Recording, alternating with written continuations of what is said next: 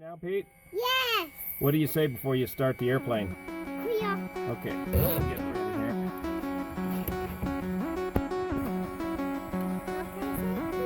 here. Yep, ready? Kuya.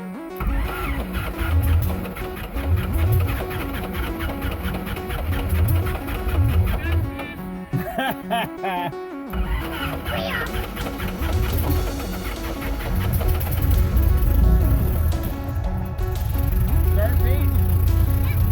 Okay. Ready to go flying?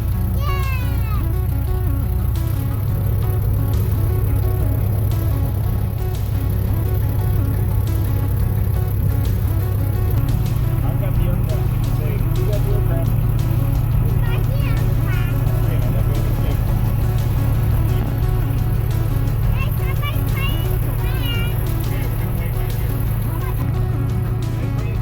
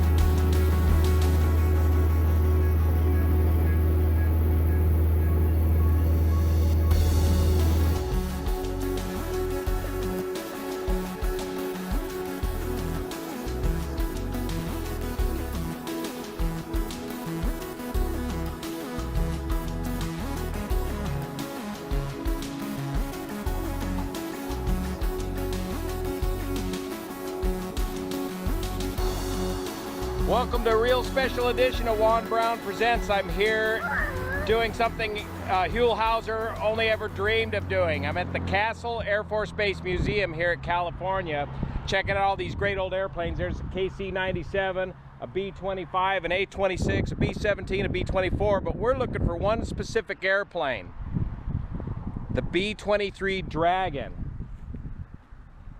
And we're gonna go find a crashed B-23 Dragon in the mountains of Idaho and look for the lost B-23 Dragon of Loon Lake, Idaho, Payette National Forest.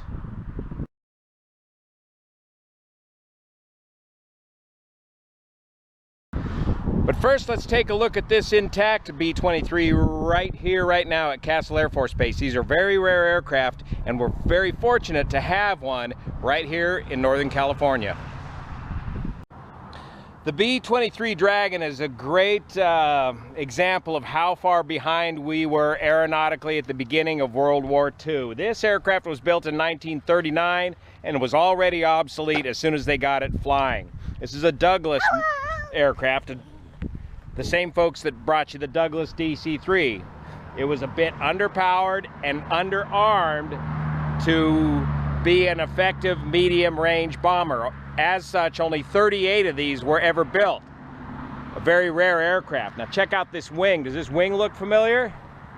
It should, because it's a DC-3 wing bolted onto a bomber fuselage that Douglas designed. And they use a pair of Wright 2600 radial engines. Now under here would be the bomb bay, where it could carry 2,000 pounds, no correction, 4,000 pounds worth of bombs. What is that, 8 500-pounders, which was about a reasonable payload for the era. But as far as armament goes, and they're not in here at present, it only had 2 waist guns, a 30 caliber gun there, and a single 50 cal in the tail. Now this was the first bomber design that utilized a tail gunner position. Let's take a look inside of this thing and see if we can figure it out. The tail gunner position. So when we go looking for this bomber in Loon Lake, we're going to want to see if any of this is still around. Now there's a big controversy about the lost Dragon at Loon Lake as to whether it was armed or not, or did it ever have guns. So let's look for that when we get up there. Or if they were cut out and taken away. There's the tail wheel. We're going to want to look for a lot of hard parts like that in an aircraft wreck. Those kind of hard steel parts may very well have survived. And look how they ran the exhaust right through here under the wing. And here is the main landing gear. Right up underneath the engine nacelle, bird nest, oil tank. So we'll look for this structure, usually survives airplane crashes. What else do you see in there, Pete? You see a bird nest? No. It's up there. Yeah. How did that bird nest get? They just flew into here. Oh. There's a wheel. That's right. Is that wheel in good shape, Pete? All right. Another controversy would have been the Bombardier would have been stationed up here. There's no gun up here on this model like many of the later bombers. Being built in 1939, did this bomber have the Norden bomb sight? Was the Norden bomb sight already developed by then, the top secret Norden bomb sight? I don't think it was. I don't think these aircraft had Norden bomb sights. I think these aircraft 1939 predate the use of the Norden bomb sight. You see these wrinkles on the side of the skin right here? They're right in line with the propellers. If you get this thing in icing conditions, you can squirt a little bit of de-icing fluid on that Hamilton standard propeller and it'll sling that ice off as big ice cubes and throw it right into the fuselage and dent it all up. But check it out, this aircraft has no known wing icing, no known icing condition capability. If you get into the weather with one of these, you're in deep trouble, and that's what happened to our boys at Loon Lake. The B-23 Mitchell, a very effective bomber, medium range bomber. You see much shorter wingspan, much beefier design, much more powerful airplane, much more armament. 50 cals blistering all over the place, out the nose, out the sides, out the top.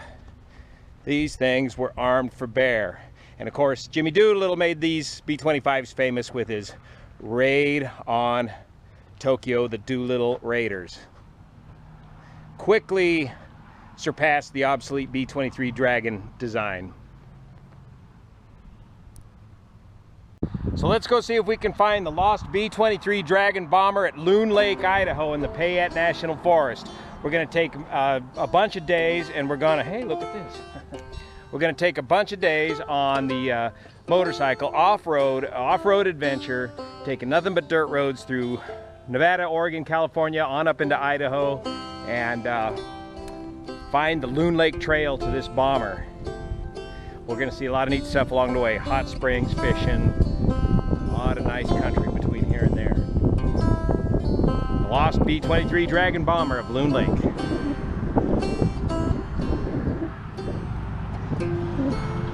Lake 1/4, trail number 81. You were 14 when the bomber crashed and you heard about it. How did you hear about it? On the news? Yeah.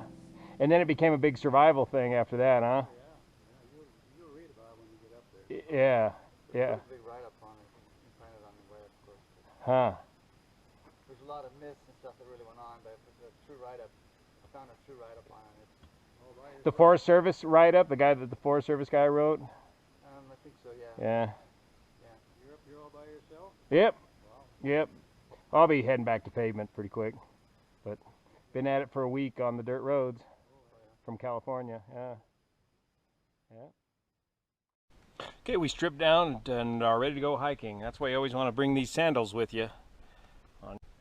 Sandals may not be the best hiking shoe, though. I'm a little worried about that. We'll see. Look at that water. Crystal clear. Hey, there's the Loon on Loon Lake.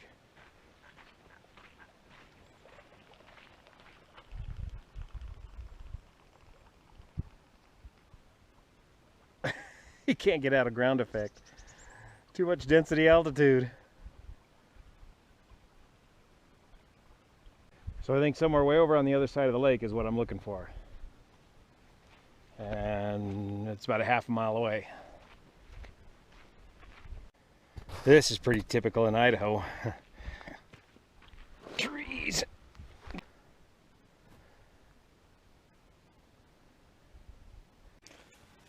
I think the easiest trail at this point. Have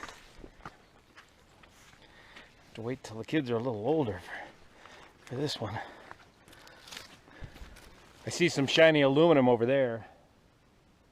I think that's shiny aluminum, could be a stump. But I took a guess on my GPS as to where I thought this wreck might be located on the lake based on my research. And right now it's telling me I'm within 1/10 of a mile. Oh yeah, that's gotta be it. Wow, there's a lot of it left. I'm very close on the GPS. Oh yeah, that's it. That's the tail and everything. He's pointed away from the lake. Oh, this is so cool. Don't twist your ankles on these logs out here. Be very careful. Look at that. There it is. Here's a part of it. It looks like, yeah, this got ripped off in the wreckage. Look at that. It just rips like a piece of paper out of a spiral wound binder. Aluminum rivets will shear that way. I'm not sure what we're looking at, but I think it's part of the tail gunner perhaps position. Here's some more of it buried here in the dirt. And some more right there. A junction box. See, this is plexiglass canopy here, which is why I think, look at, there's still some of the paint on there too. And it's hard to tell if it's folded that way or not. Watch out for snakes. Okay, I'm looking right at the rear of the tail of the airplane. So this is the flight he took through the trees as he attempted to land on Loon Lake, right there.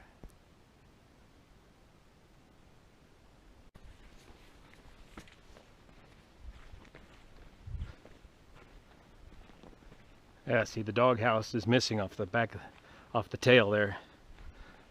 That's what we were looking at back there. Look at this.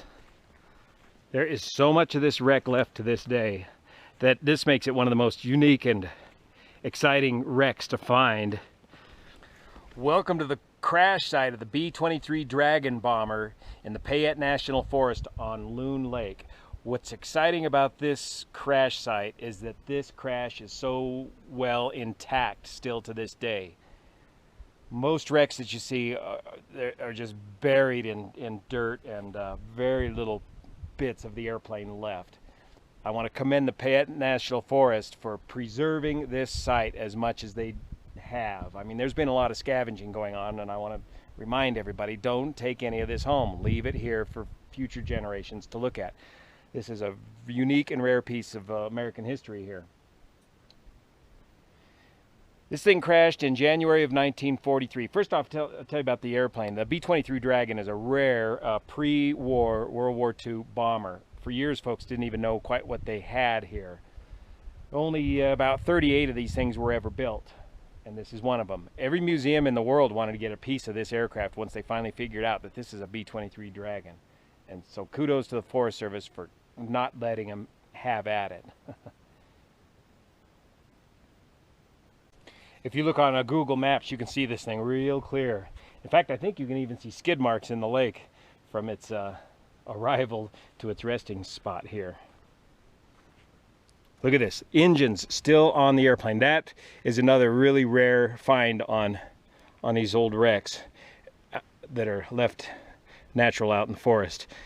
These are Wright 2600 radial engines. 2 rows of 7 cylinders, 14 cylinders total, radial or round engine.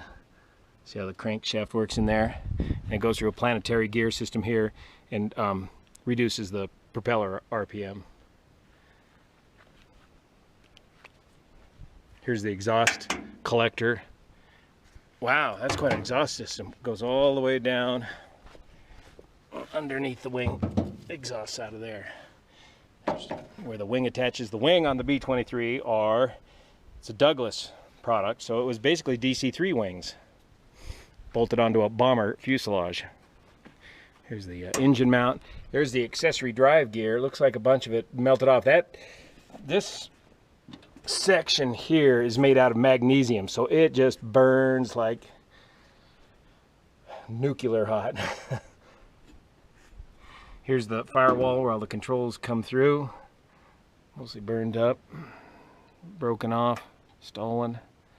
Here's some cowl flap actuators.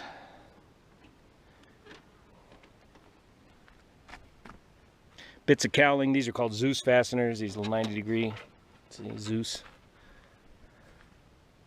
Here's the engine mounts. If you go looking for wrecks, you'll find to identify this is a good wreck to identify parts on because it's all basically intact. Most wrecks you'll just find little tiny bits of these and you'll need to identify them out in the field.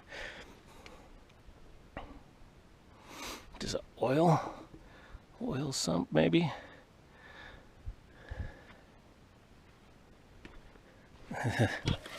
The cowling, the framework for attaching the cowling to just plonk fell right off. Check this out. An intact exhaust or valve, that would be, look at the size of the valves of those things. Oh, and he bent it. That's an exhaust valve right out the exhaust port. Here's the intake manifold, intake valves here. Intake manifold goes in through here, and then your carburetor would have been mounted right there. Big old Holly carburetor.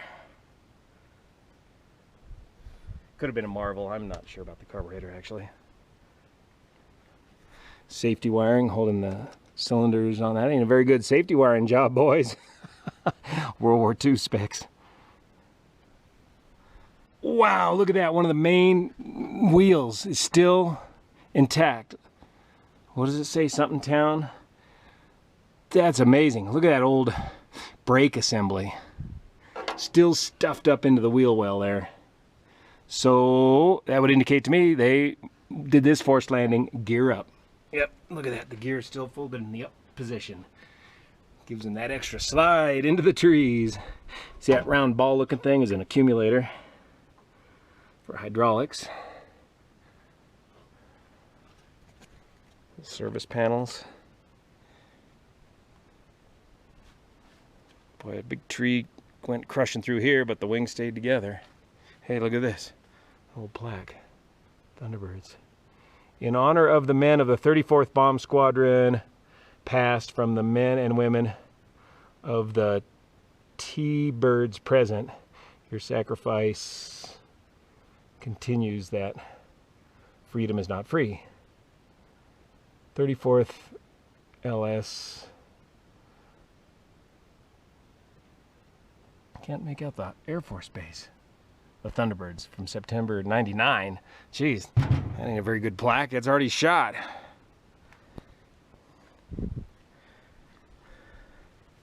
Here's the cockpit area.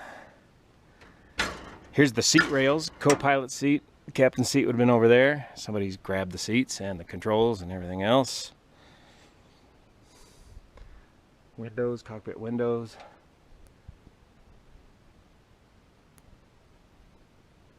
This corrugated aluminum, lightweight and strong. Structural aluminum. Somebody's made off with the props a long time ago. Here's with the nose casing on the accessory case. Looks like somebody's carefully unbolted this. Tried to get it off. Somebody's grabbed all the push rods. When you come to these wrecks, don't take this stuff home. Leave it here. No souvenir hunting. Just take pictures. I mean, what are the kids gonna see when they come out here? If you keep taking all the bits. There's more of the accessory section on the left engine. Here's the starter release clutch mechanism.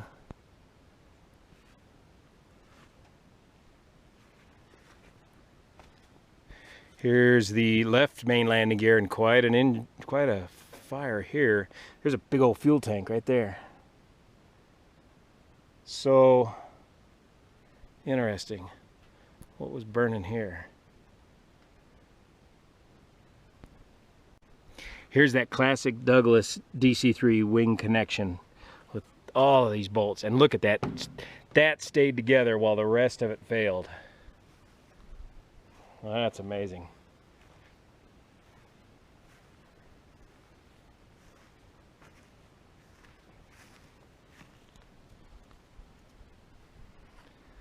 Slowly getting flattened also by years of snowfall, heavy snowfall up here.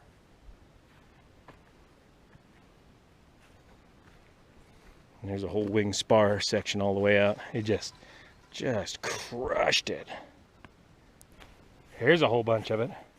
Boy, he really ripped it to shreds as he went through these trees. Looks like wing leading edge. See how it shears paper? Rivets, rivet lines. Yeah, these aren't bullet holes. That's where the rivets pulled through, the flush rivets.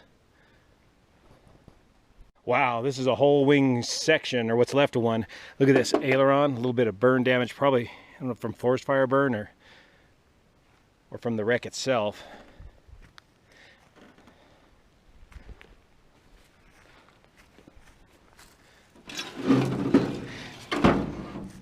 It's like a wing leading edge.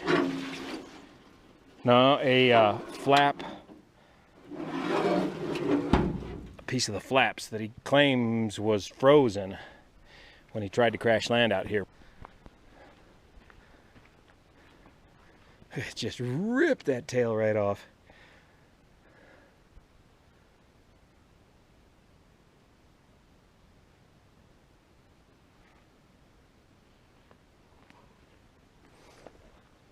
Here's where the tail wheel retracts. There's the spar for the horizontal. And the B-23 was rare that it was one of the first bombers with a tail gunner. That's that piece we were looking, I think, back in the forest. It's slowly getting crushed by the snow and ice. Now somebody's cut this out. Dang it. What was all this about? Somebody came in here and really took a big chunk of this out.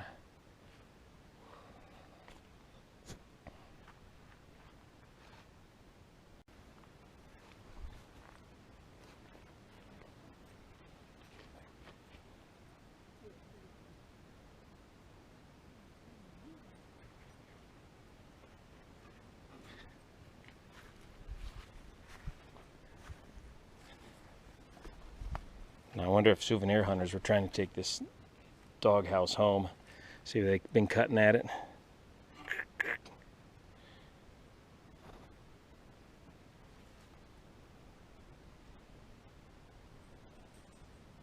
How that vertical just folded over.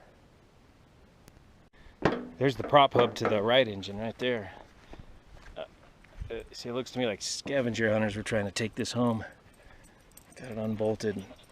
It's just too heavy. See, and other scavenger hunters have been cutting these props off and taking them home. Prop blades. I guess there's a story about that. Oh, really? Yeah. See the final reduction gear on the planetary drive. Those gears fit into that gear over there. What's this? This looks like either a Gosport or a piss tube. Crew of 9 guys were on board this thing. Pretty large crew. Everybody survived by the nature of this crash.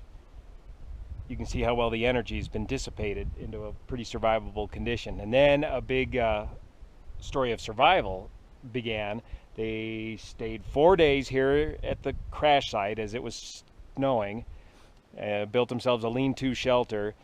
Then they split up the crew of 9. 3 guys took off on foot after 4 days here, and spent a total of 13 days walking through waist deep and deeper snow. They just followed the outlet of Loon Lake and continued to follow the water downhill down the Sept River until they found a Forest Service station, found a map, and then eventually got a telephone and was able to summon help.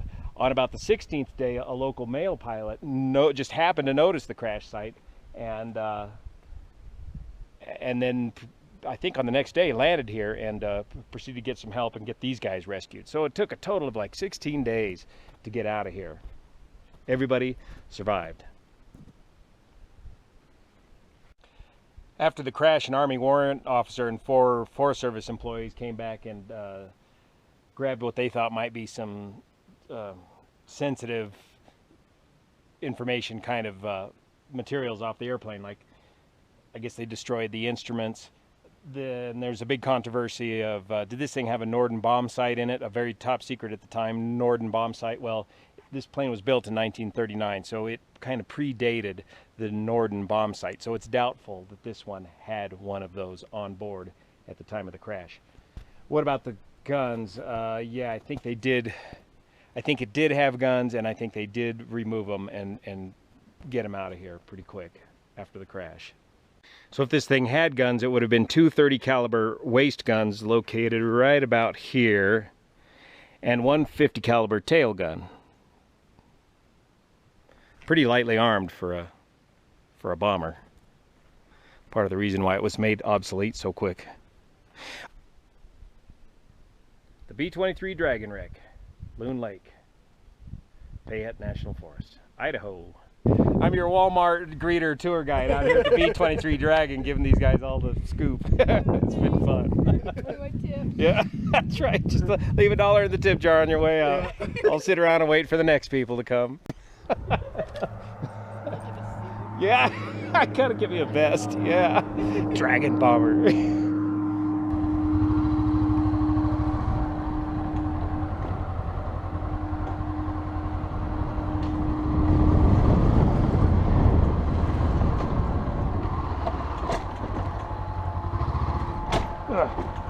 Just about hit that plane.